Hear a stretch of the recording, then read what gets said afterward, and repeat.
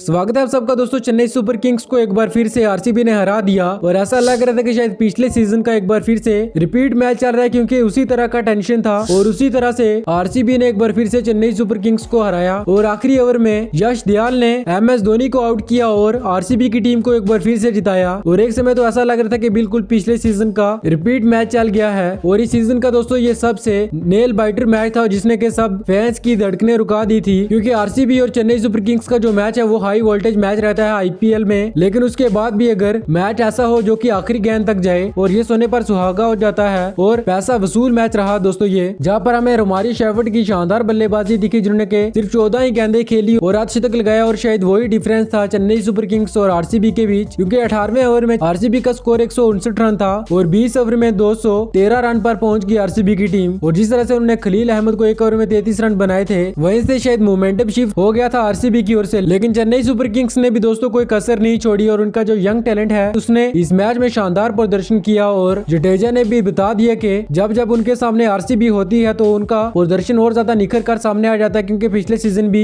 जब Chennai super Kings की team हारी थी तब जडेजा ने शायद 41 गेंद में 42 रन की पारी खेली थी और आरसीबी को वो लगभग हराने के कगार पर पहुंच गए थे। और इस मैच में भी उन्होंने बढ़िया अच्छी की पारी खेली, लेकिन टीम को जिता नहीं पाए। आरसीबी की टीम की ओर से खराब फील्डिंग रही इस मैच में, जहां लगभग उन्होंने शायद 4 कैच छोड़े थे। विराट कोहली से भी कैच छूट गया, तो इसे अंदाजा हो जाता है कि कितना हाई प्रेशर ये मैच था। लेकिन तब भी आरसीबी ने इस मैच को जीत लिया 2 रनों से और शायद अब प्लेऑफ में उन्होंने लगभग क्वालिफाई कर ही लिया, क्योंकि 16 पॉइंट के साथ वो अब टेबल के टॉप पर पहुंच चुके हैं। सिर्फ 11 ही मैच हुए हैं अभी उनके। और आईपीएल के इतिहास में ऐसा पहली बार हुआ है कि एक सीजन में आरसीबी ने चेन्नई सुपर किंग्स को लीग के दोनों मुकाबलों में हराया हो। और इस सीजन शायद सीएसके की टीम वैसी लग भी रही थी कि उनमें कोई भी दम नहीं था लग रहा, लेकिन जिस तरह से उन्होंने फाइट की इस मैच में वो काबिल तारीफ है। और एमएस धोनी ने इस हार का पूरा जिम्मा लिया। उन्होंने कहा कि जब मैं आया था तब मैच हमारे पकड़ में था और मैं उस तरह से फिनिश नहीं कर पाया जिस तरह से हमारी टीम को जरूरत थी, क्योंकि दोस्तों एमएस धोनी ने इस मैच में 8 गेंदें खेली और 12 रन में एक छक्का लगाया। लेकिन तभी उन्होंने कहा कि शायद हम एक ही हिट दूर थे जीत से और शायद वो मुझसे ही मिस हो गई है, और उन्होंने पूरा ब्लेम खुद पर ले लिया। वहीं डिवाल्ड ब्रेविस जो कि इस मैच में नॉट आउट थे और शायद टाइमर भी शो नहीं था हुआ डीआरएस का, और उसके बाद 15 सेकंड भी निकल जाते हैं, उनको आउट दे दिया जाता है। लेकिन जब रिप्ले आता है तो वो सामने नॉट आउट थे, तो ये भी एक काफी ज्यादा कंट्रोवर्सी हुई इस पर। तो बिल्कुल ड्रामे से पूरा मैच भरा था RCB versus Chennai super Kings का, जहां आरसीबी ने पहले बल्लेबाजी करते हुए 213 रन बनाए। आरसीबी की टीम को बढ़िया शुरुआत मिली थी, जहां पावर प्ले में उन्होंने 71 रन बनाए थे बिना कोई विकेट खोए। जैकब बेथेल ने और विराट कोहली ने बढ़िया शुरुआत दे दी थी आरसीबी को, जहां जैकब बेथेल ने तो 33 गेंदों में 55 रनों की पारी खेली, 8 चौके और 2 छक्के लगाए। विराट कोहली ने 62वां अर्धशतक लगाया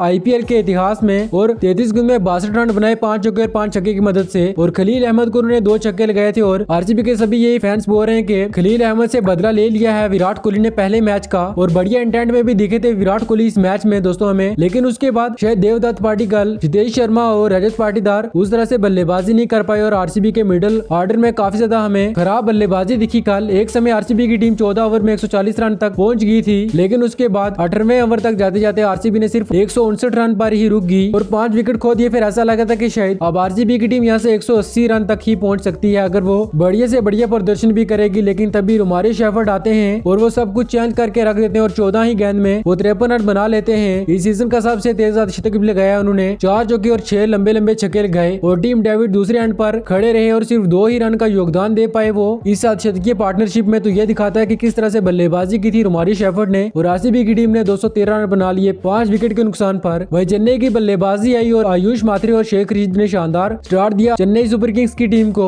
जहाँ 4 ही ओवर में चेन्नई सुपर किंग्स ने अर्धशतक लगा लिया था। लेकिन उसके बाद लगातार उनके 2 विकेट गिर जाते हैं शेख रशीद और सैम करन के रूप में। और फिर दोस्तों शुरू होती है रविंद्र जडेजा और आयुष मात्रे की पार्टनरशिप। इन दोनों ने तीसरे विकेट के लिए 64 गेंदों में 114 रनों की शानदार पार्टनरशिप की, और शायद यही पार्टनरशिप थी जिसने के आरसीबी से लगभग ये मैच छीन ही लिया था, जहां आयुष मात्रे अपने शतक से सिर्फ 6 ही रन दूर रह गए और 48 गेंद में 94 रनों की पारी खेली, 9 चौके और 5 छक्के गए। लेकिन तभी लुंगी एंगडी के ओवर में वो कुरनाल पांडे को अपना कैच दे बैठते हैं और उसी की अगली गेंद पर डिवाल्ड ब्रेविस पहली गेंद पर एलबीडब्ल्यू आउट करार दिए जाते हैं। और वो रिव्यू का सोचते ही रहते हैं कि उसी समय 15 सेकंड निकल जाते हैं, जिसके बाद काफी ज्यादा कंट्रोवर्सी होती है कि आपने टाइमर शो ही नहीं किया। और चेन्नई सुपर किंग्स के फैंस काफी ज्यादा निराश हैं इस फैसले को लेकर, क्योंकि वो बिल्कुल नॉट आउट थे। अगर रिव्यू ले लेते तो वो सीधा बच जाते। और शायद रविंद्र जडेजा की भी इसमें गलती है कि वो नॉन स्ट्राइकर एंड पर खड़े थे और उनको भी पता नहीं चला कि गेंद कहां पर हिट कर रही है। और दोस्तों जडेजा ने भी इस मैच में 45 गेंद में 77 रनों की नाबाद पारी खेली और आखिरी ओवर में जहां चेन्नई सुपर किंग्स को जीत के लिए लिए 15 रन चाहिए थे, जहाँ पर की बहुत सारा ड्रामा हुआ। जहाँ सबसे पहले तो MS धोनी का विकेट गिरता है, उसी के बाद शिवम दुबे आकर 9 बॉल पे छक्का लगा देते हैं और उसके बाद भी 3 गेंदों में 6 रन डिफेंड कर लेते हैं यश दयाल और RCB की टीम को 2 रनों से ये मैच जिता देते हैं और लगभग प्लेऑफ के लिए क्वालिफाई कर लिया RCB ने। और अगर RCB यहाँ से दोस्तों एक और मैच जीतेगी तो वो नंबर 1 या 2 पर बिल्कुल पक्की जगह बना लेंगे अपनी